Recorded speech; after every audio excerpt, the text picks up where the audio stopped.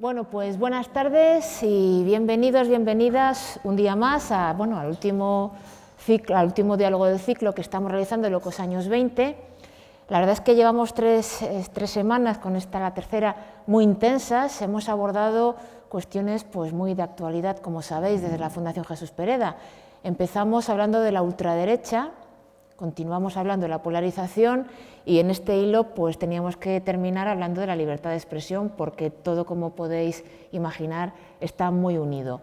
Para hablar de esta cuestión relacionada con la libertad de expresión y todo lo que nos dé de sí, pues contamos con dos personas, a mi juicio, desde luego muy interesantes y que seguro que os lo van a parecer también, o eso esperamos, a todas las personas que nos acompañáis hoy. Por un lado, contamos con Noelia Danez, que es divulgadora y comunicadora, doctora en Ciencias Políticas y Sociología por la Complutense y además tiene un máster en Gestión de Instituciones y Empresas Culturales por la Universidad de Salamanca. No lo iba a mencionar, pero como la Universidad de Salamanca, por hacer un poco de tierra también, ya que estamos en Castilla y León, pues está bien hacerlo. Durante 14 años ha sido docente e investigadora en la universidad y ella ha trabajado especialmente en todo lo relacionado con la historia intelectual y cultural, la memoria histórica y la teoría política desde una perspectiva feminista y de género. La perspectiva feminista, como os podéis haber dado cuenta, ha sido algún tema transversal durante todo el ciclo, lógicamente. Además, ha sido coautora de diferentes textos dramáticos como Emilia, Gloria o Carmiña, dentro de Mujeres que se atreven, que ha impulsado dentro del Teatro del Barrio. Igualmente es colaboradora del programa de radio de Onda Cero Julia en la Onda, es autora del libro Vivir en el tiempo, Mujeres e imaginación literaria, que también tiene muy buena pinta, nos lo apuntamos, y además imparte talleres de feminismos e imaginación literaria. Una perspectiva cultural, dado que además la Fundación Jesús Pereda, como sabéis, fundamentalmente se dedica a este ámbito cultural que nos parecía que podría aportar mucho.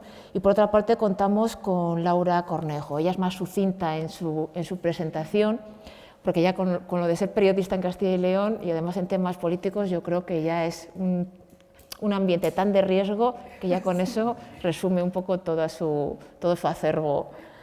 Entonces ella ha trabajado como periodista en radio, en televisión, en prensa escrita y medios digitales y actualmente trabaja en el diario.es Castilla y León en análisis político fundamentalmente del gobierno. Por eso, pues como es un tema tan proceloso, nos va a ayudar un poco a conocer también la realidad más pegada al terreno de Castilla y León y nos va a dar esa perspectiva también de experiencia no solo vital, sino en ese trabajo diario en los medios y con el gobierno que tenemos en Castilla y León y que de alguna manera también ha impulsado un poco todo el contenido de estos tres diálogos. Entonces, como veis... Y antes de que sí. porque me van a acabar riñendo si no lo decimos, estoy en la Junta Directiva de la Asociación de Periodistas Feministas de Castilla y León, que es que luego me riñen.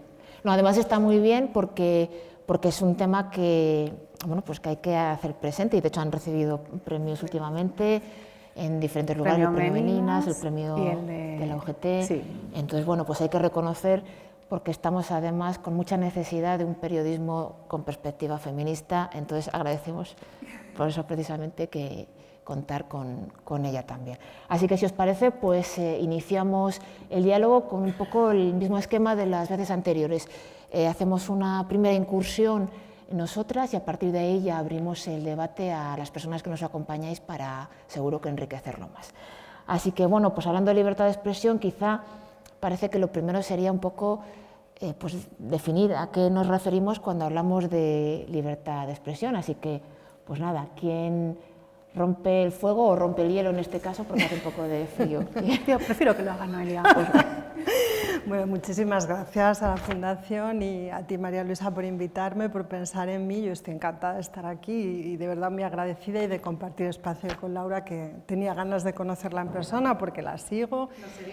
Sí, estoy muy pendiente de las informaciones que ella va presentando, ¿no?, de lo que sucede en esta comunidad autónoma. Yo vengo de otra que tiene una situación política parecida y por tanto estoy bastante familiarizada con las cosas, ¿no?, que vamos viendo que suceden, que tienen que ver con la instalación definitivamente de la derecha y de la ultraderecha en las instituciones, ¿no?, y con su intento de controlar, digamos, el debate público, no solamente ya desde otros espacios, sino directamente desde las instituciones, ¿no?, y de imponer agenda y todo esto que estamos viendo que pasa. Bueno, sobre la libertad de expresión, ayer le daba vueltas, ¿no?, a qué podía yo aportar en este diálogo. Yo querría huir, digamos, de mi faceta, siempre estoy en una huida de mi faceta más académica, entre otras cosas porque cada vez me queda más lejos. Hace ya muchos años que no estoy en la universidad y entonces, claro, he perdido, digamos, parte de ese acervo y ese bagaje y a lo que queda estoy intentando renunciar. Entonces, no quiero hablar de teoría política, no voy a hacer una definición, digamos, convencional ni teórica de lo que es la libertad de expresión, porque además creo que no serviría para el momento presente. Para el momento presente yo me preguntaría por qué hablamos de esto. Y lamentándolo mucho, creo que en una medida importante hablamos de esto por causa de la derecha y de la ultraderecha. O sea, nos han colocado frente a debates que los estamos teniendo y los tenemos con gusto y probablemente es necesario responder de alguna manera, ¿no?, a este tipo de preguntas, pero tenemos que ser conscientes de por qué nos las hacemos. Y nos las hacemos, como digo, en una medida muy importante porque nos están diciendo que nos las hagamos. Bueno, yo creo que está tan embarullado todo lo que tiene que ver con este tema que conviene, anoche pensaba yo, con relación a la libertad de expresión, se me ocurría diferenciar como dos dimensiones distintas, ¿no? Una puramente, pensaba yo ayer, enunciativa, que tiene que ver con que vivimos un momento en el cual pensamos que somos lo que decimos. Y todo esto remite al mundo de las identidades, todo esto remite al mundo de lo simbólico y de lo cultural, y creo que por ahí lo que está en juego es la hegemonía, ¿no? Ahí hay, por un lado, una ultraderecha reivindicando que la escuchemos en el sentido de que se quieren hacer oír, y yo empiezo a pensar que la ultraderecha cada vez más es sobre todo una identidad. Vemos, y esto Laura lo sabe muy bien y seguro que nos lo va a contar, cuando se trata de hacer políticas públicas no tienen agenda, no son capaces de redactar una ley, pero son perfectamente capaces de llevar lo identitario al terreno de las políticas públicas, ¿no? Por otro lado, tenemos en esa misma dimensión, digamos, enunciativa, expresiva, el asunto de la cancelación. A mí todo lo que tiene que ver con la cultura de la cancelación me parece que remite sobre todo a una cuestión de mercado, me parece que quieren hacernos hablar en unos términos políticos de un asunto que para mí es puramente de mercancía. Creo que el caso de Roald Dahl, que después no sé si lo retomaremos, lo vimos que saltó, digamos, como tema hace un par de semanas, lo muestra perfectamente. Supuestamente teníamos que estar hablando de reconvertir, digamos, la obra de un autor o de actualizar en términos sociales la obra de un autor cuando lo que había detrás era un tema de derechos y de mercado. O sea, se trata de los herederos de los derechos de Roald Dahl quieren vender más, punto. Yo creo que la impugnación a eso no es no queremos un Roald Dahl woke o no woke, queremos que liberen los derechos de Roald Dahl y reinterpretarlos nosotras, las lectoras, fuera del mercado, ¿no? Esa sería una dimensión, la dimensión enunciativa, expresiva, simbólica, cultural, donde lo que se dirime es la hegemonía, el sentido común, ¿no?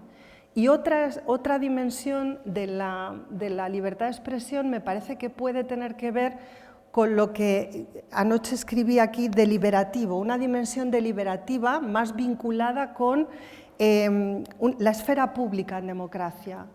Esto no tiene tanto que ver con decir lo que soy, cuanto con escuchar al otro qué es lo que piensa acerca de un problema que tengo y que él también tiene, es decir, que afecta a lo común. Esta dimensión tiene menos que ver con la hegemonía y más que ver con la influencia política. Y aquí creo que sí que tenemos un problema gravísimo en España desde 2015, que es la ley Mordaza. Porque esta dimensión de la libertad de expresión tiene que ver con la protesta. Y la protesta en España está castrada desde 2015. Y llevamos 5 años de gobierno supuestamente progresista que ha sido incapaz de reformar una ley que justificaba su llegada al poder. Porque, bajo mi punto de vista, lo que explica la llegada de los socialistas y después en coalición con Podemos al poder es menos la corrupción del PP y más el 15M. Creo que el 15M transformó políticamente durante un tiempo, abrió una ventana, como suele decirse, de oportunidad a la transformación política de este país. Y este gobierno ha sido posible porque esa ventana se abrió. Y esa ventana la intentó cerrar Rajoy con una ley en 2015 y sigue cerrada. Yo estoy flipando desde hace 2 días con esta incapacidad. Y de verdad me parece que debería plebiscitarse Sánchez, debería adelantar elecciones, porque esto es una traición a la sociedad civil española, que fue la que precipitó esta transformación. O sea, Rajoy cayó al final por una moción de censura, pero sin la movilización del 15M y de la sociedad española contra las políticas austericidas y contra la corrupción y la falta de representación de las instituciones, el cambio que dio este país, digamos, de orientación política, no hubiera sido posible.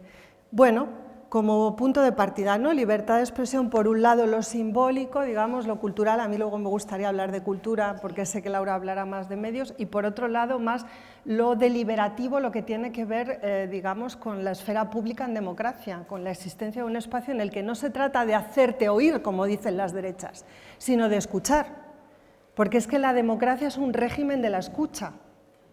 Que te hagas oír está garantizado porque existe un Estado de Derecho y las libertades civiles están garantizadas. Por eso fue absurdo que Ayuso convocara unas elecciones bajo la premisa de libertad o comunismo. La libertad ya estaba y el comunismo no existía como amenaza. Entonces, ¿qué vende la derecha cuando vende libertad? ¿Y por qué nos tiene debatiendo sobre la libertad de expresión? Son también preguntas, ¿no?, que yo le devolvería un poco al público. Bueno, y a María Luisa y a Laura para seguir en la conversación, por empezar por ahí. ¡Ostras! Bueno, me la has dejado muy difícil. No. A ver, yo creo que es un momento importante para hablar de la libertad de expresión, porque bajo la libertad de expresión se permiten muchas otras cosas muy engañosas, muy engañosas.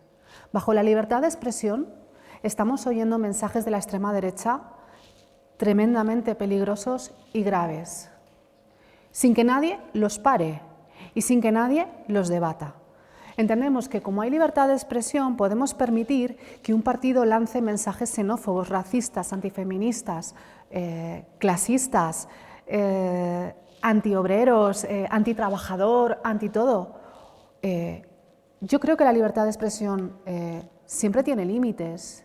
Pero a veces nos da tanto miedo poner límites, como es el caso, claro, de la ley Mordaza, que es una perversión, bajo mi punto de vista, nos da tanto miedo limitarlos, que ocurren estas cosas, que tú estás en una rueda de prensa, en un parlamento, que es la casa de todos, y tienes a un político diciendo que el mayor peligro que tienen las mujeres son los ciudadanos del norte de África que vienen aquí a violar en manada. Eso en un parlamento, en una rueda de prensa, amparado bajo la libertad de expresión y la democracia. ¿Tenemos que acortar por abajo o tenemos que acortar por arriba? O sea, en algún momento hay que poner límites, hay que discutir y hay que debatir qué es permisible. Y lo que no es permisible es discursos antidemocráticos. Y eso sí ocurre, está ocurriendo en Castilla y León. No quiero extenderme mucho con esto porque entiendo que vamos a darle bastante vuelta a lo que es la libertad de expresión y lo que supone estar bajo un gobierno de extrema derecha, que aunque nos digan que es un gobierno de derecha porque es el PP y el PP es derecha, no, es extrema derecha. Claro, y de hecho, a partir de ahí, un poco con las intervenciones que habéis tenido, podemos distinguir quizá esa parte más legislativa, es decir, el Código Penal, efectivamente, pues pone una serie de cortapisas a la libertad de expresión, pues amparado en lo que has comentado, la ley Mordaza pone otras, pero la parte simbólica y cultural tiene un peso fundamental, porque de hecho creo que en gran medida se desconoce la parte legislativa de hasta qué punto se puede o no, aunque existe. En esa parte simbólico-cultural, ¿qué peso tiene la libertad de expresión? Porque quizá últimamente escuchamos mucho eso de, claro, es que ahora no se puede decir nada, es que ahora los artistas, pues eso, les cancelan porque se atreven a decir tal, es que, porque ahí se juegan diferentes niveles. Por una parte está la parte más de artista, que tiene que tener un espectro más amplio de actuación, y por otra parte está la de, es que no podemos decir nada, que es un poco la línea que va en contra de los derechos, en realidad. ¿Cómo se baraja desde el ámbito más cultural quizá esta parte de libertad de expresión, que es un mundo? Sí, claro, o sea, a mí es que a ver, la cultura, ni la cultura ni el arte son algo que se producen en un vacío, digamos, del artista relacionándose solo consigo mismo y con su obra que después ofrece al mundo para que la goce y la disfrute. El arte y la cultura se producen en espacios que tienen sus propias lógicas de funcionamiento, sus propias dinámicas, y en esos espacios siempre va a haber, es que no quiero hablar de límites, o sea, la libertad no es que esté limitada, es que tiene que ejercerse con responsabilidad. Entonces, en esos espacios tú también tienes que saber encontrar, digamos, dónde están los jalones de esa responsabilidad que te corresponde a ti como creador. Cuando se limita la actividad o el discurso cultural o artístico porque es ofensivo, pues a mí eso no me parece presentable. O sea, la ofensa no puede ser un límite a la creación artística y cultural. Otra cosa es que tú estés creando y produciendo para una red de teatros públicos, o lo estés haciendo para un medio de comunicación comercial, o en la universidad, donde estás creando también conocimiento. En cada uno de esos espacios tú tienes que saber ejercer tu responsabilidad, y la responsabilidad es hasta cierto punto un límite, y luego tú tienes, por supuesto, también que saber cuándo te autocensuras por responsabilidad, o lo haces porque lo que está en juego a lo mejor es tu trabajo, o porque lo que está en juego es tu permanencia en una determinada posición o situación, en una jerarquía, la que sea. Pero yo creo que todos esos elementos, o sea, también me asombra un poco como la ingenuidad con la que abordamos este tipo de debates de pronto, ¿no? El adanismo de, bueno, es que hay autocensura. Pues sí, claro que hay autocensura. Cuando yo era profesora de universidad tenía autocensura en el aula, bastante. La tenía en las juntas de departamento, muchísimo, porque claro, o sea, si no me podía pasar cualquier cosa. Claro que y en los medios de comunicación seguramente hay autocensura, tú mides, son decisiones personales. ¿Eso afecta a la libertad de expresión? Hombre, si la afecta, hablemos de ello. ¿La está afectando ahora?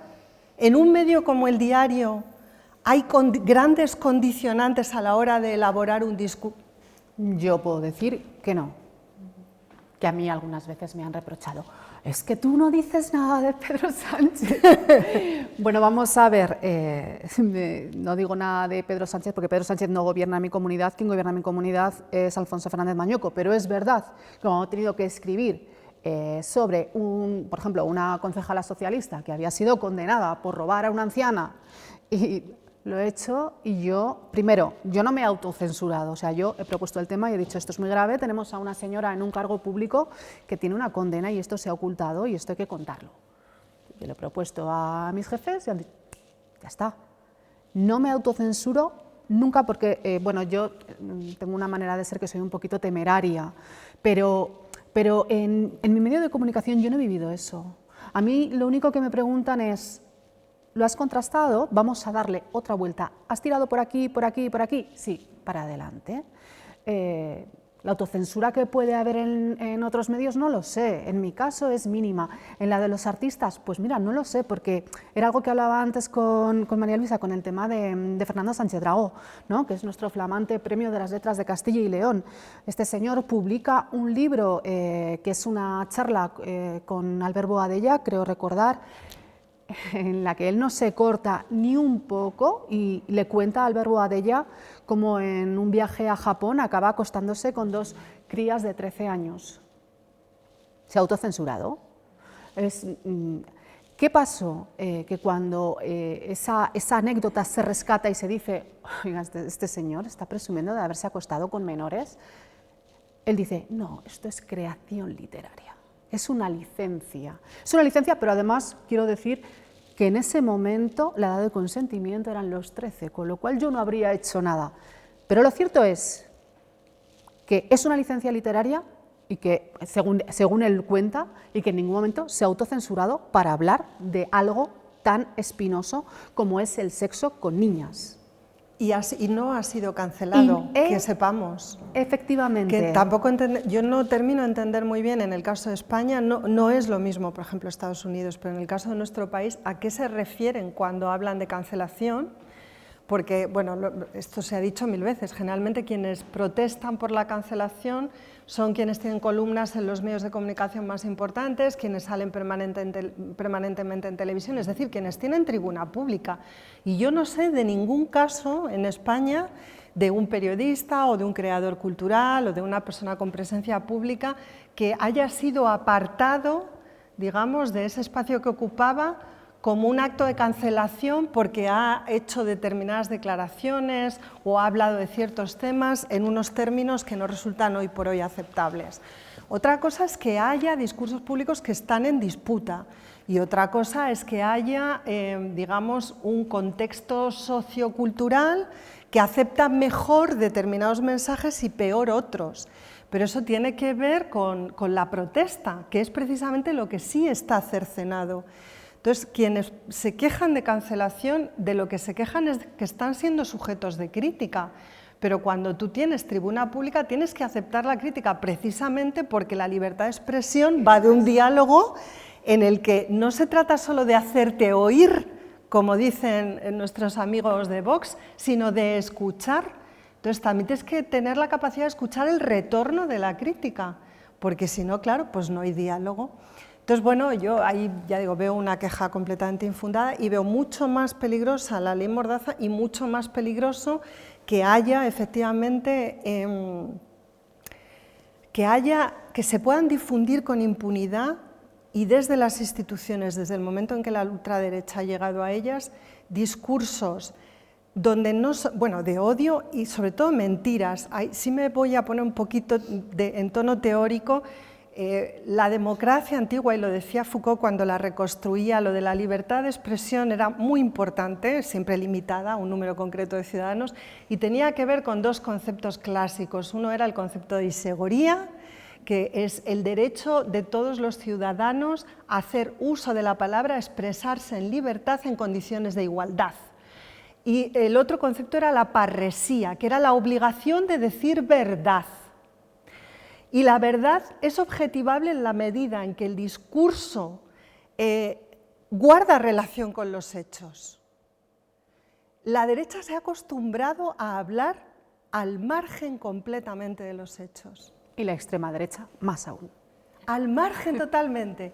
Ya, esto no va de verdad o mentira, va de producir discurso sin relación alguna con los hechos. No se trata de interpretar los hechos bajo determinada perspectiva o darles un ángulo ideológico de un tipo o de otro. Va de ignorar completamente los hechos, ocultar los hechos. Eso es lo que no es de recibo y eso es una vulneración de la libertad de expresión de todos y todas. Que escuchar a la derecha decir esas cosas en las instituciones vulnera mi libertad de expresión, porque sus afirmaciones constituyen una amenaza a la democracia. Las instituciones no están para eso. Ese es el límite de la libertad de expresión en democracia, cuando mi manera de expresarme, no lo que digo, sino mi idea misma de lo que es la expresión y de la función que cumple, está en contra de la propia idea de democracia. Esa es la amenaza más seria, creo yo, ¿no? Por también hacer un poco de crítica desde aquí. Ya que tenemos tribuna, pues la usamos. De hecho, según estabas comentando, me acordaba mucho de todos los problemas que ha habido con el tema del humor, que es como un ejemplo muy evidente de que quienes se han sentido más ofendidos por la libertad de expresión en el humor eran aquellos que siempre hacían los chistes sobre las mismas personas, sobre los mismos colectivos, etcétera. Creo que es paradigmático un poco de cuando se habla de esa vulneración de la libertad de expresión, en realidad es eso, de quitar, como tú bien dices, de quitar el micrófono a aquellas expresiones que están en realidad vulnerando la democracia. No prohibir, prohibir es otra cuestión, sino pues quitar el micrófono, quitar el altavoz, quizá esas expresiones, ¿no? Podría ser lo más paradigmático en cuanto a ese tema. En cuanto a la ley Mordaza, ¿qué destacarías tú que es lo que más puede vulnerar la libertad de expresión de la ley Mordaza en sí? Bueno, es que todo, o sea, digamos, no solamente es lo que se ha estado debatiendo infructuosamente en los últimos 3 años, que ya sabemos lo que es y cuáles han sido, digamos, los elementos que han hecho imposible una reconciliación de posturas entre quienes tenían la obligación, como digo, política y moral, de reformar esta ley, sino una ley que nace en 2015 para silenciar la protesta social, que es un artefacto del que se sirve un gobierno para silenciar la protesta social, no puede seguir vigente 5 años después. Es que no es en ningún caso de recibo, no lo es, no lo es. Luego hemos visto la utilización de la ley Mordaza para 2 casos, yo entiendo que gravísimos de Lofer, gravísimos, el de Alberto Rodríguez y el de Isabel Serra en Madrid, gravísimos. O sea, que exista un instrumento jurídico en España que permita que sucedan cosas como las que han sucedido con estas 2 personas, pues hombre, a mí me parece de una gravedad extraordinaria, ¿no? Por no decir nada de las devoluciones en caliente, del uso de pelotas y de todo lo demás, que es lo que ha trascendido, ¿no? La desproporción y sobre todo el dejar en manos de la policía la sanción administrativa, ¿no? El darles ese margen de interpretación que estamos viendo que, claro, nos coloca en una posición de desigualdad respecto a estas personas que deberían protegernos, da la sensación de que tenemos que protegernos sobre todo de ellas, ¿no? Porque, claro, se les otorga, digamos, se les atribuye un margen de poder y de autoridad que no corresponde en democracia, no corresponde en democracia, eso no puede estar pasando y está pasando. Y menos con un gobierno progresista, claro, que es que al final lo que todos estábamos esperando era que se echase abajo. Y ha tardado muchísimo en producirse el debate y cero en echarlo abajo, ¿no? O sea, que es una pena que no se pueda llegar a un acuerdo en algo tan básico y tan determinante y tan, bueno, y de algo de lo que yo creo que en su momento se hizo bandera, ¿no? De la ley Mordaza, no podemos defenderlo y bueno, pues ahí nos la dejan. Que no sé, es que ni siquiera sé cuál es la solución a esto, porque bueno, la puso el PP, nos la mantiene un gobierno de coalición, no sé qué se puede hacer. Bueno, la situación ahora es de bloqueo absoluto, ¿no? Yo creo que con claro. avisos de la Unión Europea, por supuesto organizaciones como Amnistía, o sea, diciendo que esta ley es incompatible con la democracia. Y luego, bueno, no ha provocado un vuelco de la opinión pública en las últimas 72 horas, no es sobre todo de lo que estamos hablando, ¿no? Y eso también dice mucho acerca de esto que comentábamos al inicio, ¿no? De cómo nos colocan en debates en los que no deberíamos estar.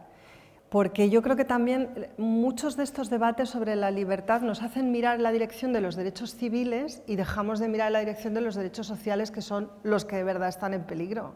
O sea, en Madrid podemos hablar de libertad de expresión todo lo que queráis, que es el derecho a la sanidad pública el que nos están cortando cada día y aquí pues os queda medio telediario. También es una manera de desviar la atención, ¿no? Bueno, la libertad de expresión, digamos, los niveles de satisfacción de la ciudadanía en democracia con la libertad de expresión de la que gozan van y vienen, son percepciones. Luego después está qué se puede objetivar en España en función de la existencia de una ley como la ley Mordaza, que nuestra libertad de expresión y sobre todo nuestro derecho a la protesta está capidisminuido. Eso es objetivable. Que hay muchas menos manifestaciones en España desde 2015 hasta ahora, eso es objetivable en términos cuantitativos.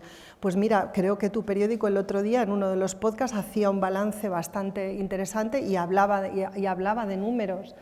¿Se puede objetivar que han crecido el número de multas? ¿Que tú tienes ahora más miedo, entre comillas, cuando te relacionas con un periodista en un contexto de con un policía en un contexto de protesta? Tienes mucho más miedo, Claro, porque te pone una multa, es que te sancionan. Las ponen, claro. Claro que te las ponen, han crecido muchísimo, claro que te las ponen, las pusieron durante la pandemia, que bueno, hasta cierto punto se puede entender, era el instrumento de disuasión que tenían, ¿no?, para hacer cumplir determinado tipo de normas.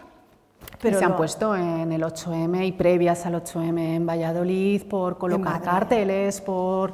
Es que eso lo hemos vivido y lo hemos contado, que cualquier cosa servía para que te enviasen un grupo de policía, te obligase a identificarte y te multase por poner un cartel donde había otros 50 carteles de otras muchísimas cosas de una tapia medio derruir, pero eso servía para que te colocasen la multa por poner un cartel del 8M. Eso es terrible, claro. En Madrid, en las últimas manifestaciones en defensa de la sanidad pública, los días previos se dieron octavillas y se ha multado a la gente que repartía las octavillas informativas sobre cuál era la situación de la sanidad pública en Madrid, que tenían en un lado, digamos, una lista de las reivindicaciones, lo que han puesto los sindicatos sobre la mesa para negociar con el consejero, y en el otro lado de la octavilla lo que había era una cronología del proceso de deterioro y de los principales hitos en la historia política de nuestra comunidad autónoma, en la destrucción, digamos, en este proceso de destrucción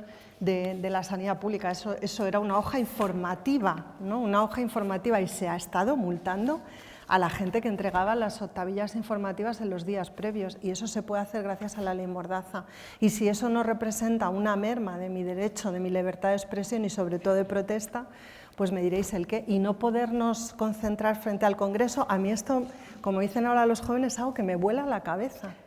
O sea, que yo no me pueda manifestar frente a la sede de la soberanía popular, donde están las personas reunidas que me representan a mí.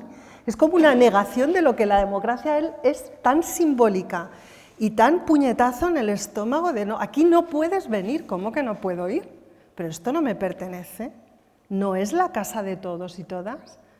Es que tiene una carga tan potente, o sea, dinamita tanto el fundamento de la democracia como esta, que sigo sin entender cómo es posible que los partidos de la coalición, porque bueno, habría que hacer un análisis político fino de lo que está pasando en estos días, más sus socios parlamentarios no hayan conseguido ponerse de acuerdo, y que el PSOE se haya puesto, por supuesto, tan de perfil, y bueno, y que estemos ahora mismo en la situación en la que estamos, ¿no?, con una ley que nos va a amordazar probablemente una legislatura más, como poco, porque veremos lo que se viene, pero lo que se viene no pinta bonito, ¿no? Es que igual se refuerza.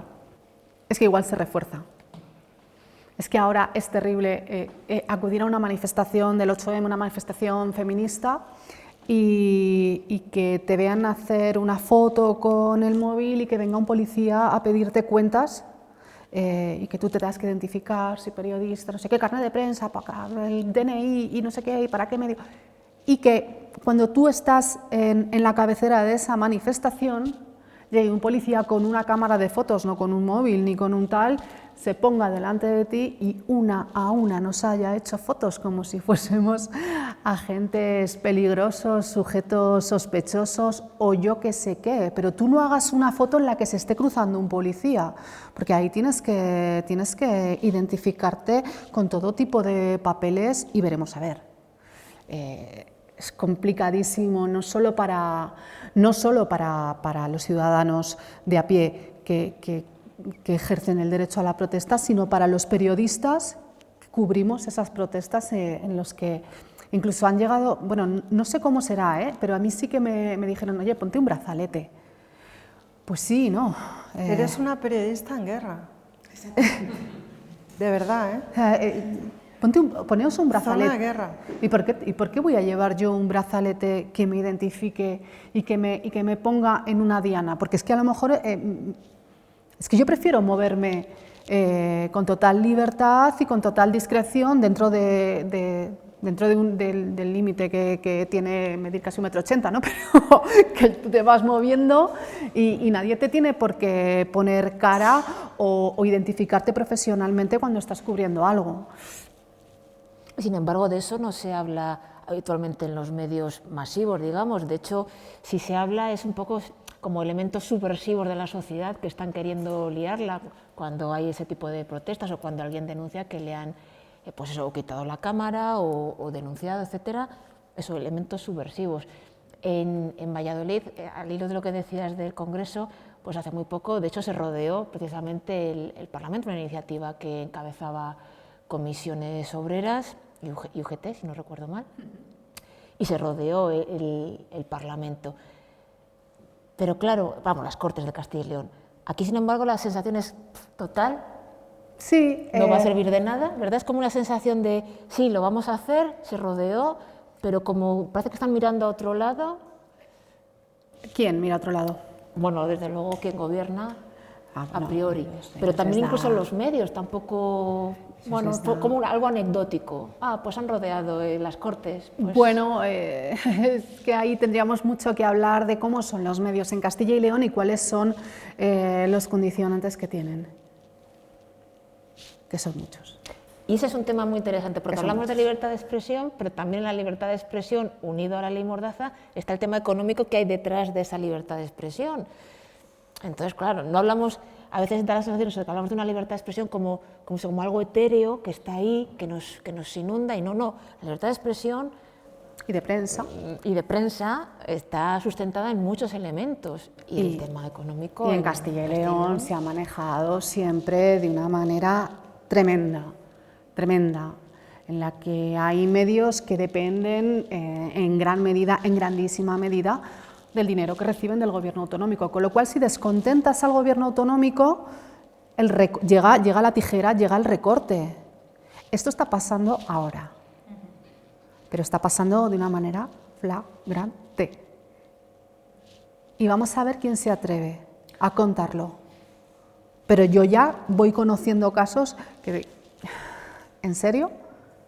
¿En serio se puede manejar a la prensa de una manera tan burda como decir, cancelo mi suscripción, no te pago la publicidad que te he contratado, no te doy la subvención? Eso está pasando. Y en algún momento, cuando lo que depende de eso es la subsistencia del medio, y los puestos de trabajo de ese medio, se acaba cediendo. Entonces ya no podemos ser críticos porque, claro, aquí van las lentejas, aquí hay familias. Es un juego peligrosísimo, que a los medios más libres nos afecta de una manera muy ligera, porque si te dan poco y te dan menos, pues mira, oye...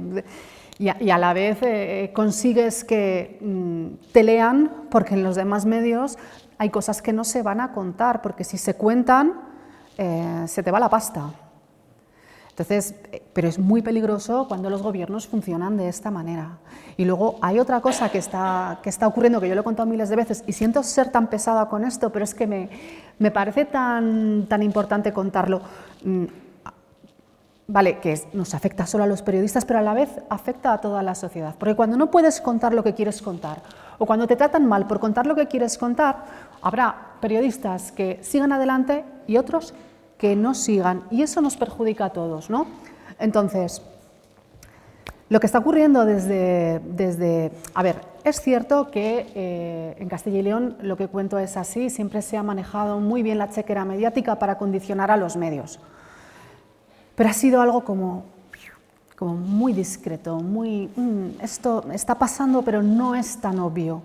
Y luego tenemos el problema de que con la entrada de Vox ya ellos señalan directamente a los medios y señalan directamente a los periodistas y lo hacen públicamente. A ti te dicen, porque a mí me lo han dicho, eres la vergüenza de España. Eres la vergüenza de España. O sea, y eso... Cuando lo dicen y lo retuitean cargos públicos, cargos de poder, lo que hacen es legitimar que mañana a un periodista le puedan partir la cara por antipatriota, por haber contado que Vox ha hecho no sé qué. Eres la vergüenza de España. Eso lo hacen. Nos señalan públicamente, claro, a unos poquitos. Y ahora hemos llegado al punto en el que yo no puedo tener una cabina de prensa ni un despacho en las Cortes de Castilla y León y tengo que escribir en un pasillo o donde pille. mientras mis compañeros lo hacen desde espacios destinados a los periodistas. ¿Y sabéis qué pasa? Que todo el mundo mira a otro lado. Es como, a ver si van a ir a por mí, y entonces, ¿sabes? Lo de primero fueron a por los judíos. A ver si nos damos cuenta de que quizás ellos se sienten muy legítimos y mis compañeros dirán, es que esta da mucha caña, es que esta es una protestona, es que esta está siempre en lo mismo. Pero es que mañana ellos se van a desviar un poquito, y les va a ocurrir lo mismo. Y si no defendemos nuestro derecho a trabajar en condiciones dignas, nuestro derecho a contar lo que hay que contar, lo que de verdad pasa, pierde la sociedad. Pero es un espacio que se va a ir estrechando, que el cerco, al final te estrangulan, al final la gente... Claro, si hay medios que ya se autocensuran, en el momento que ven que el que no se autocensura sufre, ellos aún más. Es que es muy fastidiado, y esto es lo que está pasando en Castilla y León, pero ojo, pasará en más comunidades cuando entre la extrema derecha y normalizaremos un periodismo que desgraciadamente está muy denostado y siempre, bueno, solo hay que ver las redes sociales, ¿no? Las barbaridades que se dicen, cómo se ataca, para acabar silenciado y haciendo un papel de meros escribas de transmisión. Nota de prensa, pues tal cual. No nos vamos ni a plantear que esto que están diciendo aquí es falso. Es decir, en una rueda de prensa, el vicepresidente de la Junta de Castilla y León a mí me llega a decir: usted debería estar muy contenta porque hemos aumentado el presupuesto para violencia de género. Tú no has aumentado nada, te lo aumenta el Estado mediante el pacto de Estado. Tú no has aumentado nada. Pero, hombre, y esos discursos te los van colando. O te dan datos falsos y dices, pero vamos a ver. No, nosotros vamos a poner en marcha ahora una línea para que las empresas promocionen a las mujeres. Y dicen los sindicatos, esto es un acuerdo de hace 2 años que ustedes no estaban cumpliendo. Habrá que contarlo, ¿no? ¿O qué contamos? ¿Que la Junta a partir de ahora, en el 8... No, vamos a contar todo. Que ahora que viene el periodo de campaña electoral, vamos a hablar un poquito del 8M, vamos que nosotros somos más progres incluso que los progres. Hombre. Y en el momento que un periodista discute o pone eso en cuestión, una vergüenza para el país. Una vergüenza. Además, en el momento en el que estamos, hablabas antes de la verdad, estamos hablando un poco últimamente de la posverdad, que es la mentira. La posverdad es, como decía de la cortina, la banalidad de la mentira. Entonces, claro, ¿cómo podemos defender una libertad de expresión basada en una posverdad que es los bulos, las fake news, las mentiras? Es que eso no es libertad de expresión, porque partimos justo del punto contrario del que hablabas antes. Claro, pues decíamos antes lo de la parresía, ¿no? La obligación de decir verdad. Es que no hay...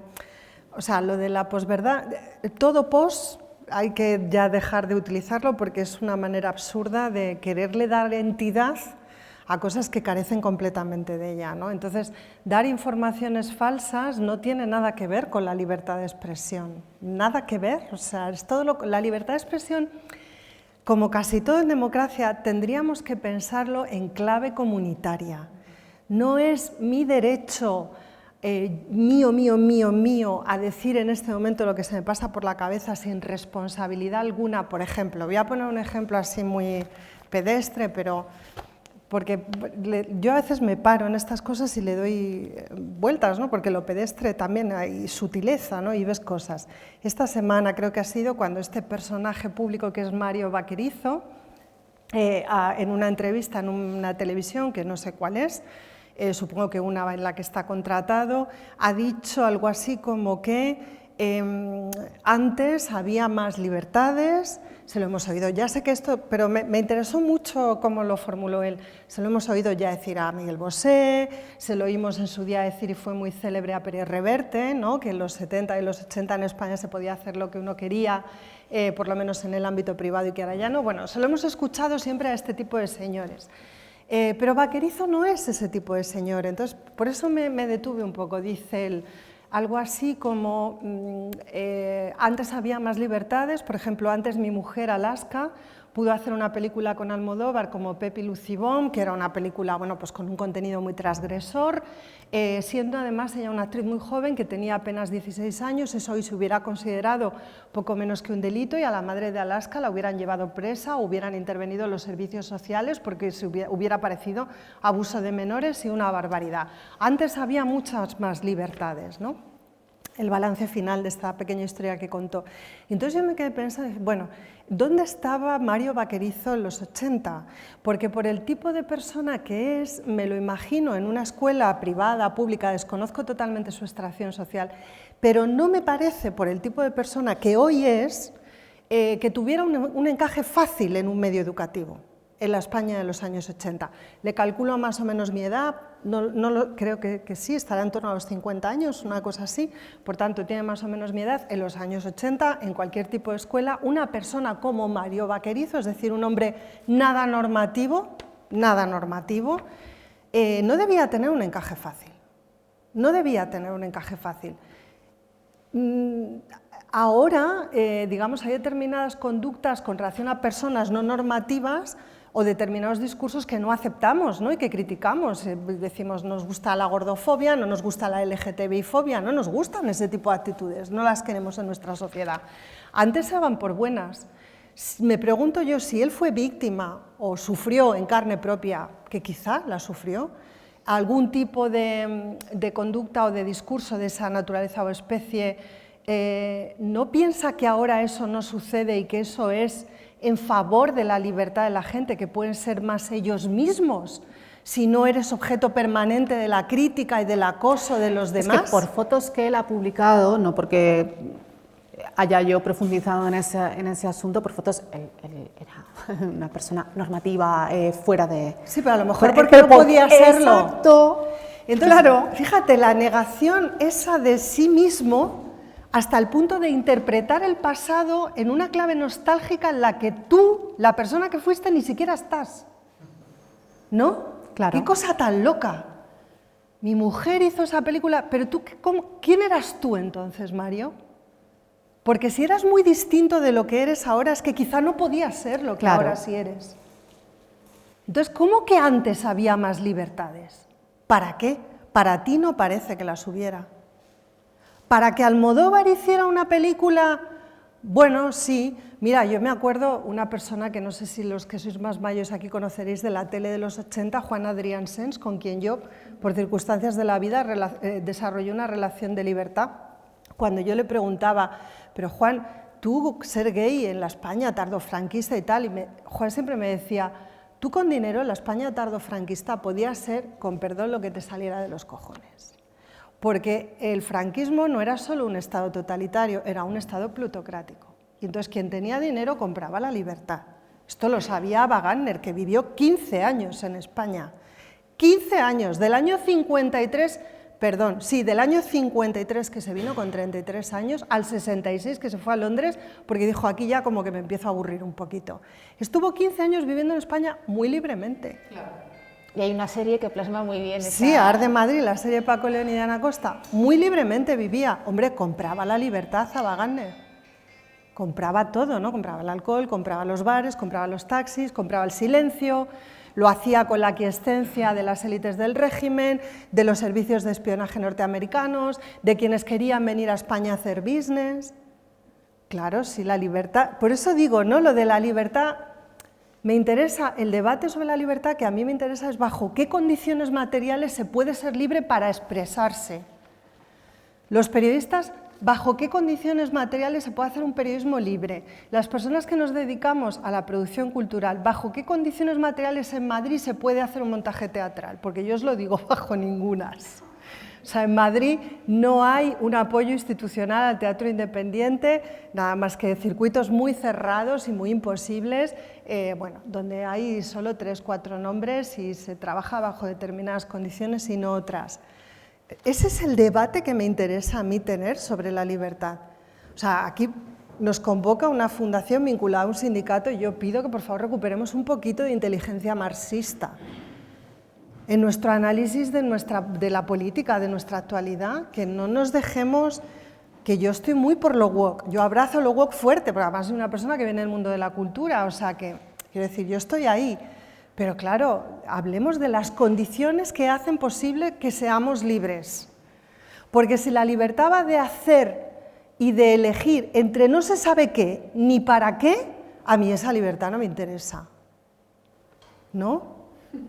Ese es el punto. Precisamente en relación a la cultura, desde la Fundación hacemos un informe, llevamos 2 ediciones, un informe de cultura para que haya datos sobre la realidad cultural en Castilla y León, que no los hay. Que es muy interesante porque desde la Junta de Castilla y León, que es el organismo que en teoría es el que tiene que proporcionar esos datos ya meramente estadísticos, ni siquiera sin entrar a desgranarlos, no los da. Desde la Fundación lo hemos hecho porque efectivamente no podemos hablar de cultura pues eso, como algo etéreo. La cultura forma parte de la sociedad y tiene que estar sustentada en algo. Entonces, igual que pones el ejemplo de la Comunidad de Madrid, es que en Castilla y León ahora mismo no sabemos qué está ocurriendo con la cultura. Y además, como con esa cultura pegada a las élites, siguiendo el ejemplo que decías, efectivamente, cuando Miguel Bosé decía que en la transición había más libertad, claro, lo decía desde una clase social concreta, y es que analizar la realidad y también la cultura, desligándola de la clase social, bueno, pues es un brindis al sol, naturalmente. Entonces, efectivamente, pues la libertad de expresión, ¿qué es si no está sustentada en otros elementos? Entonces, muy interesante lo que comentas. Y aquí estamos un poco, pues echados a perder. No, mujer. Bueno, claro, partiendo de que la Consejería de Cultura ahora mismo está en manos de Vox, y uno de los compromisos que se ha adquirido ha sido reforzar la tauromaquia desde todos sus vertientes, desde escuelas hasta plazas, hasta premios, hasta de todo, de todo. Perdona, ¿no? que vengo de Madrid, que tenemos la presidenta más taurina, el alcalde más taurino, allí todo es taurino, y todo lo que tiene que ver con la cultura. Nosotros tenemos con Isabel Díaz Ayuso una consejera que viene de Ciudadanos, que no te la terminas nunca. O sea, quiero decir que, claro, es que yo veo que Castilla y León es triste, ¿no? Ver cómo otras comunidades van entrando en una senda. Es verdad que en el caso de Madrid, Ayuso no gobierna en coalición con la ultraderecha, ni siquiera la ultraderecha le ha apoyado los presupuestos, pero digamos que ha sido un apoyo moral para la victoria de Ayuso, probablemente, ¿no? Perdona, Laura, que te interrumpí. Era simplemente dejar constancia de eso, de que ahora mismo la cultura está en manos de Vox, y Vox tiene una manera de entender la cultura pues un poquito diferente, partiendo de que el consejero al que han nombrado Vox en su gobierno, hombre, pues no sé, es un señor que estaba al frente de un instituto castellano y leonés de la lengua, que por un lado cobraba como funcionario y por otro lado como currante, como directivo. Y cuando eso lo publicas dicen, bueno, es que a mí me lo permitieron. Oiga, ¿no? O sea, por favor, los funcionarios públicos no pueden cobrar por 2 vías y facturando de esta manera tan extraña a través de una SL. Y este señor, pues lo único que le interesa pues son los toros, y bueno, y luego esa panda de amigos de la cultura, ese grupo de élite en los que está Sánchez Dragó o en los que está de Prada, que fueron muy bien tratados por el instituto que presidía en ese momento y que daban continuamente conferencias muy bien pagadas con dinero público, y que ahora pues bueno, los tenemos a de Prada en el jurado que premia a Sánchez Dragó. O sea, a ver, es todo bastante burdo, ¿no? Luego, ya como anécdota curiosa, ¿no? Los clubes deportivos, en concreto el Real Valladolid, llegó a quejarse, a decir, bueno, a este señor el deporte, vale que no es un arte, ¿no? Pero el deporte le interesa cero, y lo que nos ha hecho ha sido peticiones, ¿cómo lo llamo? Mundanas. Bueno, dio a entender que lo que había pedido era entradas, vaya, para un partido y poco más. Me encantan peticiones mundanas. Creo que fue mundana o... igual fue otra palabra, no sé si fue mundana o... Sí, pero que lo describe bien. Algo así, no sé si fue exactamente esa palabra, si no era un sinónimo de mundano. Bueno, me acordaré luego, porque no sé si es mundano o lo otro, parecido, vaya, un sinónimo. Pero bueno, eso es la cultura, ¿no? Para ellos. Premiar amigos, ir a los toros y hablar del sexo de los ángeles, pero no de los grupos de teatro, de todo lo que se va reduciendo, de los presupuestos que reduce para eso, pues para festivales de teatro, para festivales de fotografía, para un montón de cosas que son necesarias en el día a día de la gente.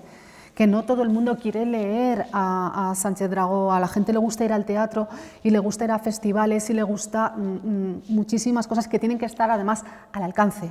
A la gente en general los toros le interesan poquito, pero es que además no todo el mundo puede permitirse pagar 200 euros por una entrada de toros. Y a la gente le gusta ir al teatro y quiere gastarse 20 euros o 15 o 10 o gratis en las exhibiciones callejeras, y eso hay que reforzarlo, porque es cultura, pero eso no interesa. Porque además ahí entra de lleno el tema de la participación social, porque si hablamos de cultura hay que hablar de participación social y cómo responde, no solo de cómo nos llega la cultura, sino de cómo creamos cultura, porque parece que la cultura sigue vinculada pues, a unas élites que son las que crean cultura y los demás accedemos a su cultura. Entonces, como se sigue potenciando un poco esa visión, claro, pues ahí realmente no pintamos nada, si nos dan la cultura hecha. La cultura, creo que la otra cosa es la profesionalización por un lado y el voluntarismo por otro, el asociacionismo, que también lo hay, pero yo creo que eso también, el generar una cultura que no responde a una realidad social, como decías antes, pues tampoco se puede generar una libertad de expresión en torno a algo que ni siquiera interesa. Entonces, claro, el ámbito de los artistas, de las artistas, cómo pueden trabajar en la libertad de expresión, es que no tienen sustento material para realizar nada. Es muy difícil. Mira, yo os voy a poner un ejemplo que me viene ahora mismo a la memoria. No voy a decir el nombre por si le molesta a esta persona, pero bueno, hay una dramaturga que es una persona muy estructurada y que tiene un trabajo previo a sus espaldas, acaba de escribir un texto dramático muy fácil de llevar a escena. Con hay varios personajes, pero sería un elenco de 4 actores, dos actores y 2 actrices, es decir, una cosa fácil de ejecutar. Yo vi una lectura dramatizada que hizo para contarnos un poco lo que nos quería contar, que me parecía muy interesante, que es que no encuentra un promotor para llevarlo a escena en Madrid, en una sala mediana, que es donde ella cree que ese texto tendría interés, porque no es un texto para teatro off, que es lo que he hecho yo, ¿no? No es teatro alternativo, es de consumo masivo. No voy a decir que sea un musical de los de la Gran Vía, no va de eso, pero un teatro mediano, de los muchos teatros medianos que hay en Madrid. Y no encuentra productor porque, bueno, ella cuenta una historia que tiene un contenido político y es de humor, pero de humor descacharrante, porque además esta persona trabaja muy bien el diálogo y entonces le ha quedado muy simpática la cosa. Y es bueno, pues una especie de relato de cómo se crean los nuevos partidos políticos en España pues después del 15M, ¿no? Y entonces retrata un poco a un personaje que podría evocar a la figura de Pablo Iglesias y por otro lado retrata a un personaje que podría evocar un poco la figura de Albert Rivera, y entonces se ve cómo su procedencia pues, es muy diferente, sus trayectorias, sus aspiraciones políticas y vitales muy distintas, cómo la sociedad se relaciona con estos personajes y ellos con la sociedad con claramente un doble rasero, es decir, lo que se le pide a un activista como Iglesias, al que no defenderé yo nunca, pero bueno, quiero decir que es lo que es, un tipo que llega a la política pues, por una especie de vocación y de adhesión personal al servicio público y que le interesa además lo político en sí, digamos, como fenómeno para la reflexión, cómo la sociedad juzga a esta persona con unos criterios que nada tiene que ver con cómo juzgan a otras personas, como pueda ser la gente que llegó con Ciudadanos, ¿no? a ese partido político y en algunos casos a las instituciones. Ya digo, una cosa muy cómica, muy cómica, muy suavecita, el tono suavecito, rozando en algunos momentos incluso un poquito la equidistancia en plan de yo decir, hombre, persona, ¿no? A esta amiga y persona dramaturga que respeto mucho, yo creo que podrías haber dado un poquito más de caña, ¿no?, a estos personajes de la derecha que vienen de la nada y que en realidad llegan a la política como podrían estar en cualquier otro... Incluso un poquito, como digo, equidistante. No hay manera de que algo así se monte en Madrid a día de hoy. Y estoy segura de que es una obra que gustaría mucho al gran público. Quiero decir con esto que tendría una justificación en taquilla, que necesita poquito respaldo económico porque es sencilla de montar y con 4 actores se saca y es fácil. No hay manera. Quiero decir con esto, cuando hablamos de libertad de expresión en la cultura, aquí, en Madrid, hoy por hoy, esos contenidos, ni cultura de la cancelación, ni demonios. Un contenido así en el que tú hablas de política en una sala comercial no cabe. En el Madrid de Isabel Díaz Ayuso no cabe, porque crispa, porque polariza, porque la gente en el fondo, hombre, pero que ¿quién ha polarizado aquí? O sea, ¿quién agrede cada día a la democracia? ¿Quién miente como un bellaco? ¿Quién? Isabel Díaz Ayuso, por poner un ejemplo, que es nuestro Trump en España, es una persona que hace política a golpe de tweets que además nunca guardan, como digo, ninguna relación con los hechos, o rara vez lo hacen, pero además fractura el discurso político. No tiene un relato, no tiene una narrativa, no tiene un programa, no tiene un proyecto, no tiene nada. Concurre a unas elecciones con libertad o comunismo y después su acción legislativa es tweets. El Zendal, precioso me ha quedado. El museo que Picasso, ahora voy a hacer un museo Picasso. No, Isabel, tú no estás haciendo un museo Picasso, ese museo ya existe. Hace 2 años que se había acordado que pasaba de aquella sala a esta otra, tú no puedes anunciar eso como creación de un museo Picasso. No es de recibo. Museo Picasso, ahora los toros, ahora no sé qué. ¿Cuál es el programa? ¿Cuál es el relato? ¿Cuál es el proyecto? ¿Dónde está la política? Y no está ni se la espera. No, es un aturdimiento de la sociedad civil. Entonces, si tú quieres hacer una obra teatral de ficción donde vas a hacer con humor, con sentido de la sátira y algo con bastante suavidad en cuanto a la crítica, pero vas a hacer relato político, es decir, vas a ir a decir, mira, la sociedad española qué mal está, ¿eh? Qué mal está que acepta a determinados líderes o mira a determinados líderes con este filtro y a otros no. Qué mal está que no se ve a sí misma con cierto espíritu crítico como para entender que no acepta el pluralismo y que sí que legitima y da credibilidad a determinados discursos políticos que son antipolíticos y en consecuencia antidemocráticos, que tú no puedas montar con humor una sátira en Madrid.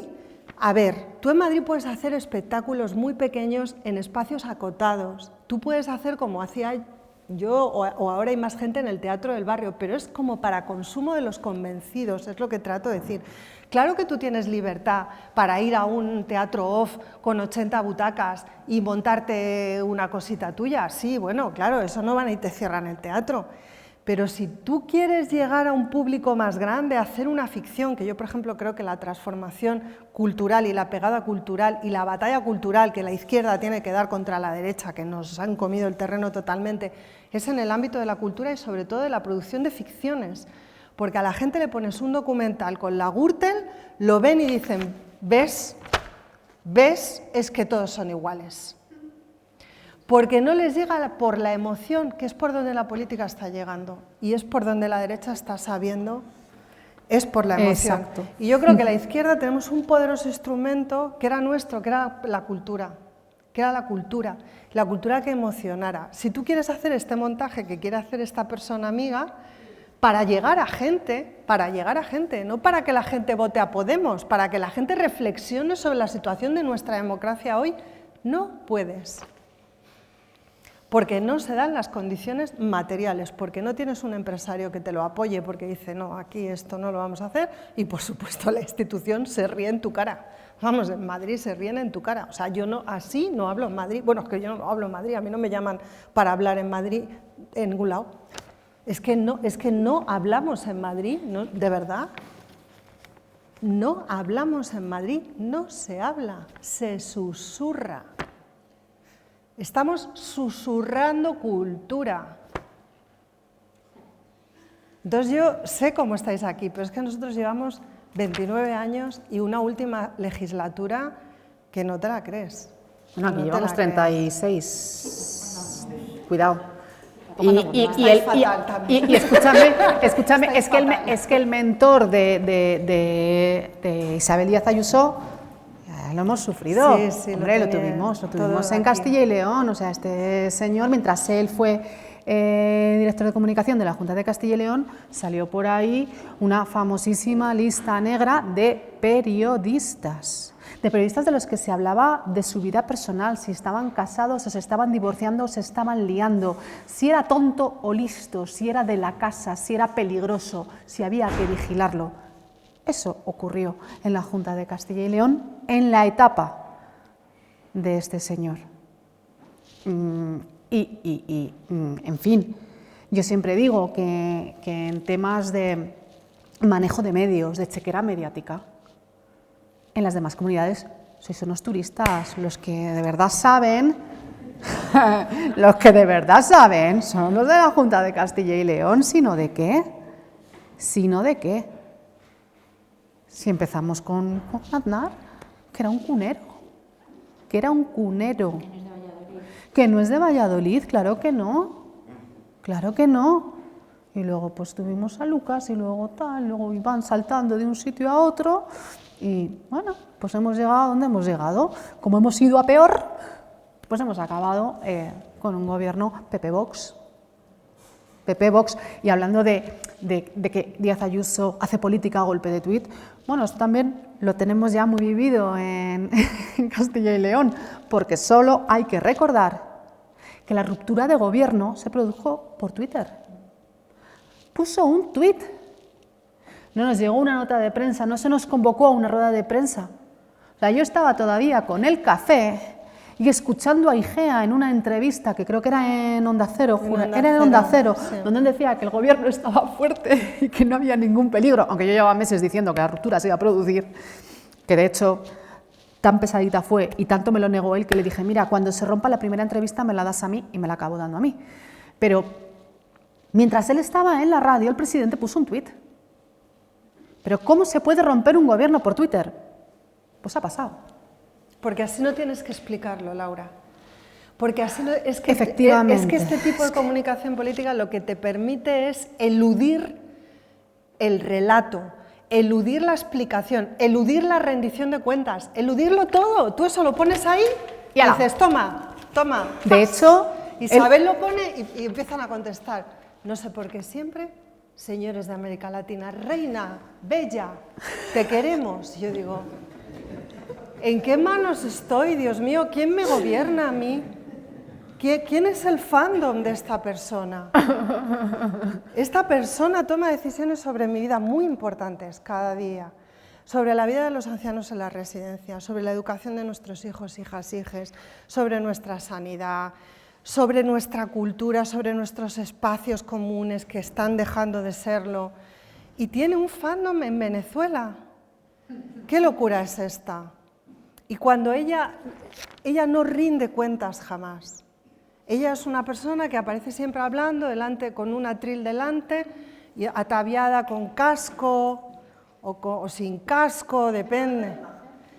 Y dice unos mensajes que generan un gran escepticismo. O sea, todos estos personajes, que esto tiene que ver directamente con la libertad de expresión, cuando la libertad de expresión se utiliza para generar escepticismo en los receptores, porque dices, yo no sé qué creer, ya la libertad de expresión deja de tener sentido también, ya todo deja de tener sentido, porque lo que provoca es un gran escepticismo. ¿Qué? O sea, ¿qué ha dicho ahora? ¿Por qué dice que los no nacidos? ¿A qué se refiere? El anuncio que se hizo aquí sobre el aborto, vosotras lo tenéis mucho más pensado que yo, pero yo decía, el objetivo al final no es imponer un determinado tipo de medida. El objetivo a corto plazo es apuntársevos un tanto, porque es pasar una nota de prensa, eso está clarísimo, pero a medio y largo plazo es generar un gran escepticismo, generar desorientación y escepticismo. una sensación de apatía y de abatimiento. No sé qué pensar. No sé qué pensar. ¿Qué tengo que pensar ahora del aborto? Pero si el aborto ya estaba pensado. No, porque faltaba el latido. ¿Qué nos quieren ocultar? Y es como la siguiente ansiedad social. ¿El latido? ¿Qué latido? Si es una oferta, no pasa nada. Tú eliges si sí o si no. Claro, tú ya que estás decidida, que sabes que no quieres tener, que no quieres seguir adelante con el embarazo, te dicen, ¿quieres oír el latido? Y el mensaje es muy jodido, claro. Perdón por el taco. Pero está ahí. Y además, lo que lo hablábamos antes, sí, bueno, esto no se ha aprobado, tranquilas. No, el protocolo no se ha aprobado. Ya. Pero es que ahora, con ese discurso que ellos han dado de elección, de no pasa nada por escuchar el latido, no pasa nada por ofrecértelo, tú eliges si sí o si no. Ya puede haber médicos que se sientan, o médicos, matronas, bueno, todo el personal que está alrededor de una interrupción del embarazo, ¿no?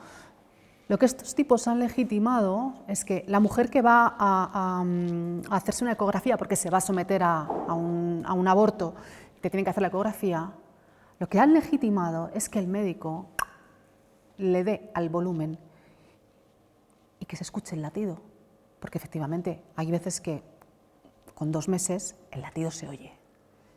Lo que ocurría antes es que cuando una mujer iba a abortar ni veía la imagen de la pantalla del feto, ni lógicamente te ofrecían escuchar ningún latido porque...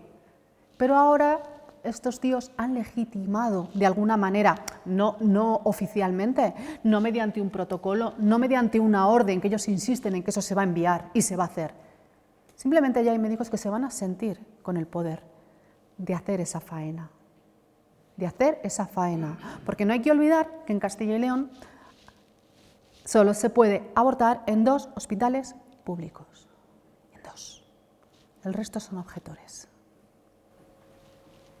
Solo 2 hospitales públicos y a día de hoy 2 clínicas privadas, en las que además hay gente rezando día y noche para las mujeres que van a abortar. O sea, esa es la situación. O sea, tú no puedes hacer una protesta delante del Congreso, pero te puedes poner a rezar delante de una clínica abortiva.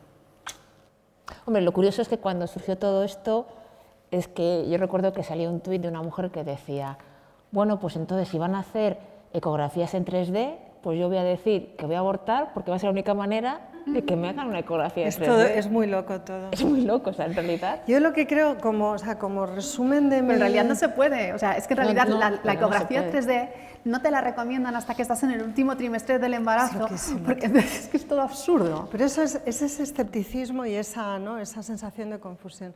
Yo creo que la ultraderecha utiliza la libertad de expresión, que es un derecho en democracia, para hacer bullying. Y también creo que nos ha traído a un debate en el que nos obliga a examinarnos a nosotras mismas, ciudadanas que deberíamos poder, no sé, que deberíamos estar en otros debates, nos obliga a debatir algo que solamente el hecho de hablar de ello ya les beneficia a ellos. Esa es la guerra cultural, va de esto. Y la están sabiendo dar muy bien. No sé, un bullying es un crescendo de acoso. Te sientes acosada todo el tiempo. O sea, si defiendes la sanidad pública, porque defiendes la sanidad pública. Si te dedicas a la cultura, porque tal. Si trabajas en un medio, porque cuál. Es una sensación de asfixia y de que ellos van avanzando en una agenda que es una agenda del escepticismo. Es la agenda del escepticismo. Más allá de los fines últimos, ¿no? De que bueno, hay una visión tradicionalista de la sociedad, donde no está reconocido el derecho al aborto, hay todas estas cosas que ya sabemos, ¿no? Hay una visión nacionalista española, hay... Y una visión de la mujer como portadora y dadora de vida. Sí, todas estas cosas. Pero por el camino lo que hay es como una destrucción epistémica. O sea, es una especie de totalitarismo del escepticismo. O sea, nos están convirtiendo en una sociedad de escépticos. Lo que me decía hoy un periodista de Diario de Ávila es que es algo como lo que dijo Hitler de cargarse la democracia desde dentro. Sí, de eso se decía de la ultraderecha, que lo que era llegar a las instituciones para destrozarlas desde dentro. Pero vamos a dar paso al público, pero antes de dar paso a las posibles preguntas, vamos a dar un toque de esperanza, que creo que también merece la pena. Cómo rompemos un poco este escepticismo, cómo potenciamos acabar con una crispación, que de hecho el otro día en el debate sobre la polarización sabía que la polarización real de la sociedad es mucho más mínima, digamos, de lo que realmente parece. Vamos a dar un toque de esperanza. ¿Qué podemos hacer? Yo no sé lo que tienen que hacer los demás, sé lo que tengo que hacer yo. Yo por ahí empezamos. Tengo que seguir haciendo lo que hago, que es trabajar a veces, digamos, en condiciones no fáciles, sobre todo por lo que decíamos, ¿no? Por las cuestiones materiales. Yo creo que desde el ámbito de la cultura se pueden hacer muchas cosas, igual que pienso que desde el ámbito de la información lo que hay que hacer es el trabajo que hay que hacer. O sea, quiero decir que la situación es esta. ¿Qué nos toca ahora? Un plus de heroísmo. Reivindicar la verdad desde la información y desde la cultura, eso es un trabajo heroico. Pues hay que ser heroicas un poquito por la mañana, a lo mejor estás un poquito menos heroica, a mediodía dices, pues voy por el tercer café, se me sube un poquito el heroísmo, luego lo bajo, o sea, un heroísmo sostenible, ¿no? Que no muramos en el intento. Pero que nos toca eso, o sea, que vivimos una adversidad muy grande, oye, pues hay que trabajar un poco contracorriente, se trabaja, pero yo creo que con la conciencia, bueno, pues de que estas son las circunstancias que nos han tocado Claro, vivir, si te dedicas a esto, al ámbito cultural, al ámbito de la comunicación, al ámbito del periodismo, oye, hemos venido a jugar, aquí no hemos venido a tomar nota y a repartir notas de prensa, eso que lo haga el propio gabinete y ya está, pero nosotros estamos para otra cosa. Yo, la única recomendación que puedo hacer a la gente es que lea, que contraste, que compruebe y que si ABC le cuenta una cosa y El Mundo otra y el diario.es otra, igual la única manera de saber cuál es la verdad es leer varios y contrastar varios medios, que a veces no es tan difícil, ¿no? Que esto, el otro día, bueno, es que me llamaron de todo, ¿no? Me llamaron de todo menos guapa. Hasta puta, o sea, una cosa ya de locos. Este chico que tiene ELA, Jordi Sabaté, bueno, puso un tuit porque en el Pleno de Castilla y León se había renunciado a dar una ayuda de 1.000 euros a los enfermos de ELA.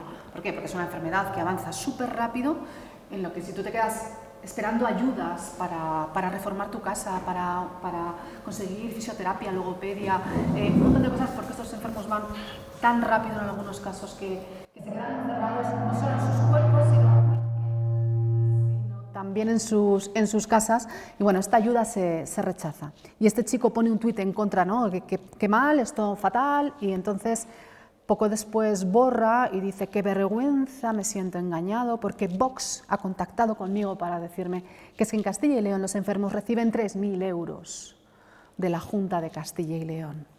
Claro, este chico tiene un montonazo de seguidores y dije, bueno, está difundiendo un bulo y además de la mano de Vox sí lo dice.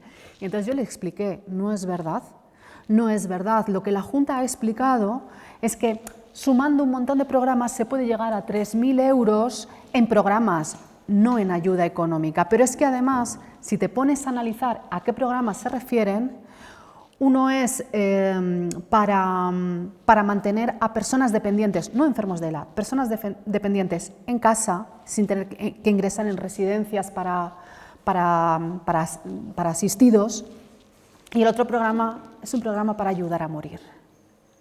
No son programas que les ayuden a detener, frenar o sobrellevar la enfermedad en unas condiciones más dignas y con menos esfuerzo de cuidadores familiares, que es lo que está pasando. Entonces yo esto se lo explico al chico y aún así dice, bueno, pues no sé, porque al final los periodistas mentís mucho. Y entonces ahí llega un montón de seguidores diciendo, tú eres una mentirosa, tú eres una subvencionada, tú eres no sé qué, tú eres no sé cuántos, hasta que al final el bulo crece, se infla, no sé qué, Vox acaba disculpándose diciendo que, bueno, que es que el PP lo contó así y que ellos lo han malinterpretado. Pero solo había que ir a buscar las ayudas, solo había que ir a analizar los programas para explicar que un programa era para ayudar a morir y otro era para mantenerte en casa sin ingresar en una residencia, y que es un programa no destinado a enfermos de ELA. Ninguno de los dos está destinado a enfermos de ELA, sino a personas dependientes. Y cuelan esa mentira y la gente te insulta porque tú estás diciendo no es verdad. Pero a la gente le es más fácil decir eres una progre, eres una feminazi, estás a sueldo de no sé quién, comprobar los datos. Por favor, comprobad los datos. ¿Me permites una cosa, Laura? Es que solo antes de pasar la palabra, decía Laura lo de contrastar la información y tal. Bueno, yo creo que no todo el mundo puede permitírselo, no todo el mundo tiene el tiempo, y que no pasa nada por decir, por ejemplo, desde aquí, que los medios que hay que leer son los que se financian con suscriptores. Y ya está. Y que si tú quieres desechar un medio, simplemente mires quién lo financia. No pasa nada, si ese es el acto de inteligencia, digamos que ciudadana, de inteligencia ciudadana, de esto, ¿quién lo está pagando? ¿Quién paga El Mundo? ¿Quién paga ABC? ¿Y quién paga los medios que viven de suscriptores? O detrás de los que puede haber alguien con quien yo sintonizo. Porque los medios tienen líneas editoriales y tienen agenda. Tú también tienes que saber dónde te colocas en la sociedad y en el momento en el que te ha tocado vivir, y no pasa absolutamente nada. Ese ejercicio de contraste, dejémoslo para las revistas de prensa, porque tú no tienes tiempo cada día. Entonces, bueno, yo creo que se puede pedir, y que es, digamos, lo que corresponde, que la gente lea los medios que se autofinancian. Ya está. Bueno, pues desde el heroísmo de la cultura y de lo que María Martín llama ser feminazis, pues os pasamos la palabra por si queréis intervenir, comentar, proponer o simplemente pues participar, que de eso también va la cultura, de participar. Lo primero, dar las gracias, yo voy a hacer lo mismo en 5 minutos. Lo primero, dar las gracias a Noelia y a Laura por esta estupenda participación, y si os apetece, pues intervenimos.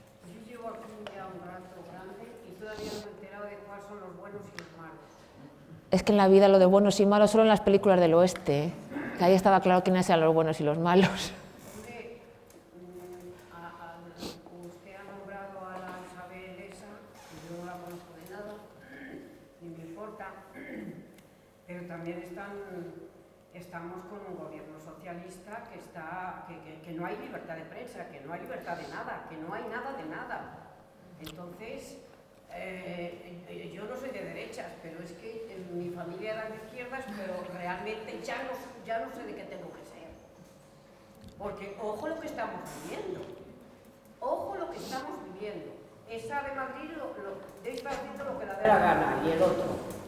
Pero es que en España estamos engañados, esto es lamentable. Estamos amenazados constantemente, no hay libertad de expresión, no hay libertad de nada. La prensa solo es a base de amenazas, a base de meter miedo, a base de... Entonces, ¿dónde están los buenos, dónde están los malos? ¿Pero qué es esto? ¿Pero qué coño es esto? Yo es que tengo ganas de aclararme de una vez. Vale, si os parece, recogemos las intervenciones que se quieren hacer y luego lo respondemos todo para... ¿Os parece? Para... Entonces, la siguiente intervención era usted, ¿sí? Pues yo le diría que yo sí sé quiénes son los buenos y quiénes son los malos.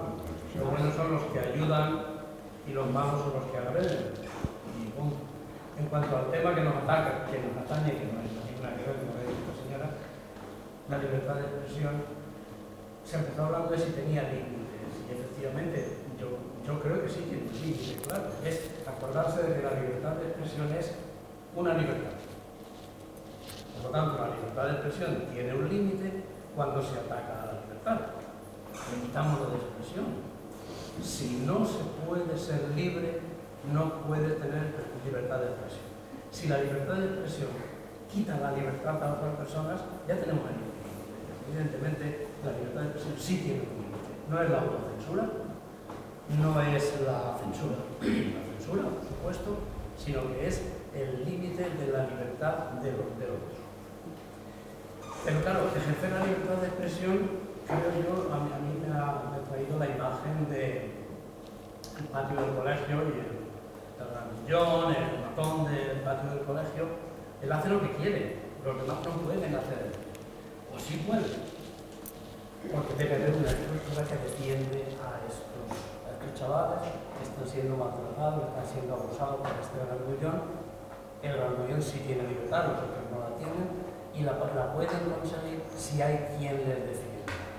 Yo creo que el deterioro, no sé, a lo mejor no tiene mucho fundamento, pero bueno, es una línea de pensamiento que yo tengo, es la degradación de la libertad de expresión ha ido en relación con la pérdida de protección.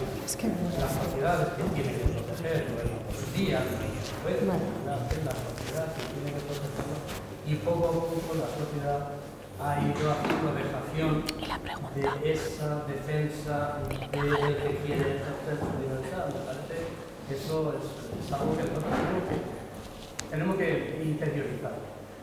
Nosotros, que formamos parte de la sociedad, tenemos nuestra cuota de culpa de esa falta de libertad de expresión porque no hemos formado el cuerpo de protección de la libertad. Una reflexión que quería hacer porque empezó en esa línea y durante todo el tiempo he ido trabajando en este asunto. Vale, la tercera intervención. A mí me ha gustado mucho ese planteamiento de que detrás de la libertad de expresión también hay materialismo histórico. Porque es verdad que, después de todo, como cualquier derecho, no es lo mismo quién lo dice que realmente qué es lo que se dice. Porque en ese símil que ponías de esta creación circense que Mario Vaquer hizo, tal vez a Alaska se le olvidó contar que cuando ella salía en aquel famoso programa de Lolo Rico en los años 80, donde una bruja gritaba viva el mal, viva el capital, y donde Santiago Rico y Carlos Fernández Díaz escribían aquellos guiones tan fantásticos. Algunos censurados. Algunos también censurados. Los trabajadores de la Euskalduna eran reprimidos en las calles de Bilbao bajo los parámetros de la libertad de expresión por pedir trabajo y pan. Porque claro, no es lo mismo que lo cuente Runcaria que lo cuente OK Diario. No es lo mismo que sean unos titiriteros, que sean unos tipos que se suben en un concierto para decir que matemos igual que matamos en el 36. Por eso, dando respuesta a esta señora, hay buenos y malos, claro que hay buenos y malos, como las películas de Western. Pero en todos los partidos. Entonces, esa es una parte que me ha resultado bastante interesante. Luego hay otro elemento que pensé que ibas a haber tocado también, que es cómo este derecho de la libertad de expresión, ya en su propio génesis, comparto muy bien la teoría de cómo la imposibilidad de derogar en estos momentos, creo que todavía queda margen, en estos momentos la ley Mordaza, esperemos que no se responda a esa teoría de los ciclos económicos aplicado a la ciencia política que nos explicaba muy buena cabeza el otro día, porque si ahora ya estamos terminando el ciclo de la institucional y viene el ciclo de la movilización, joder, lo vamos a hacer un escenario jodido, ¿no? Pero bueno, lo que quería decir es que ya en la propia génesis del propio derecho de la libertad de expresión, ya el propio Código Penal de nuestro país lo limita. Recordemos que en el Código Penal solo hay dos delitos, la calumnia y la injuria, que son delitos privados, es decir, no se requiere el Ministerio Fiscal para intervenir. Y es que escuchar todos los días la verganza, decir que los sindicatos y por ende los trabajadores tenemos que devolver lo robado, calumniando de manera permanente, calumniando de manera permanente, que somos ladrones y hemos robado nada, y que eso lo busque amparo desde su condición de cargo público, de consejero, en el marco de la libertad de expresión del propio Parlamento, eso es la verdadera limitación de la libertad de expresión. Claro que sí. Claro que sí. Nada que añadir. Sí, en realidad no. Nada Más que razón de un añadir. santo tienes, claro, es que es efectivamente, o sea, es que no es de recibo, es que es esa relación oblicua con los hechos, ¿no? Que les permite decir casi cualquier cosa, ¿no? Pero tiene mucho que ver con eso que decíamos de fracturar el discurso, ¿no? De la ausencia total y absoluta de relatos. Bueno, la señora manifiesta esta como incomodidad, que creo que es un síntoma de esta Sí, y de toda esta ambigüedad, del escepticismo, perdón, no me sale la palabra. Yo creo que esta señora se siente escéptica y que tiene todo el derecho del mundo a sentirse así. Ya no sabe para dónde mirar. Es que ya veo que hay personas en todos los partidos que son honradas y hay otras que no me convence ya ningún partido, que es que no. Bueno, se la entienda usted, señora. Que sí, yo ya me imagino que está clarísimo, ¿no? Porque ahora mismo se supone que debería haber otra libertad de expresión, que no hay, yo lo veo, porque yo me he movido con la prensa y yo veo que es una mentira tras otra, es un recorte tras otro, es una novela tras otra, es un miedo tras otro. Hay que leer más prensa, ¿eh? Hay que leer más prensa. Las de suscriptores, decís. Por ejemplo, no lo sé. Pues mira, yo lo que conozco de por aquí está todo pagado y está todo... Hay medios que no. Pero hay medios que no. Lo que conozco por aquí. Hay medios que no. ¿Aquí? Claro. Yo trabajo en uno. Sí. Pues hija, dime en cuál para que veas. Es que ya me ha entrado hasta depresión. Ya no quiero. Pues no se deprima usted, señora, tampoco, pues sí, ¿eh? Pues he tenido una gran depresión de la que casi me salgo, ¿eh? Porque realmente es un desconcierto tremendo. Este es otro tema importante, ¿eh? Cómo afecta a los estados de ánimo esto del escepticismo y la falta de referentes. Bueno, pues sí, yo la entiendo y me hago cargo de su circunstancia. Yo hay días que tampoco sé para dónde mirar, pero hoy no es uno de esos días. Entonces hoy miremos hacia la muralla. Lo que quería decir es que, claro, esto es el doble rasero, yo no sé cómo se tiene que hacer. Escuché lo que dijo el otro día Almudena y además por algún tuit que nos hemos intercambiado, yo sé que ella tiene esa misma percepción, ¿no? De que estamos cerrando una fase y probablemente va a haber que abrir otra. Yo lo que no tengo ninguna duda es de que, uno, vivimos un cierre autoritario y creo que lo vivimos desde 2015 por causa de la ley Mordaza y que al no poder este gobierno revertir esta situación permite que ese cierre autoritario se verifique en el corto plazo, porque en mi sensación, ojalá me equivoque, pero mi sensación es que el ciclo electoral que viene va a ser adverso totalmente para las opciones políticas de izquierdas, porque mi percepción es que estamos en un ciclo conservador, entrando de lleno en él. De hecho, la atmósfera que se respira es muy ochentera en todo. A mí me recuerda muchísimo, ahora por razones mías de trabajo, que acabo de terminar un libro donde acabé metiéndome mucho en los 80 desde un punto de vista de crítica cultural, que es como cuando entras un poco en la atmósfera, ¿no? De una época, de una década en este caso. Huele igual, huele a thatcherismo, huele a Reagan, huele a neoliberalismo.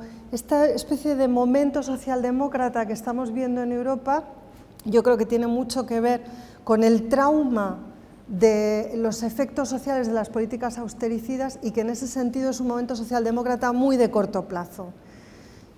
Ojalá, como digo, me equivoque, pero culturalmente se respira conservadurismo por todas partes.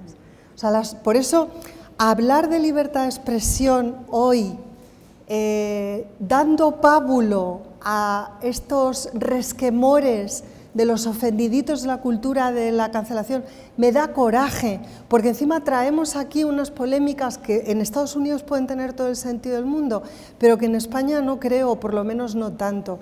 Cuando hablemos aquí de libertad de expresión, que lo hagamos conscientes de que lo hacemos primero bajo el paraguas de la ley Mordaza, o sea, libertad de expresión, hablemos de la ley de seguridad ciudadana, 1, y 2, que nos demos cuenta de que el ciclo que entra es un ciclo conservador y que entonces tenemos que estar preparadas para que sea ministro del Interior Ortega Smith. Y que, como decía Laura, esta ley no solamente es que es la que tendremos en la próxima legislatura, como las cosas sean, como pinta que van a ser, es que va a ser peor.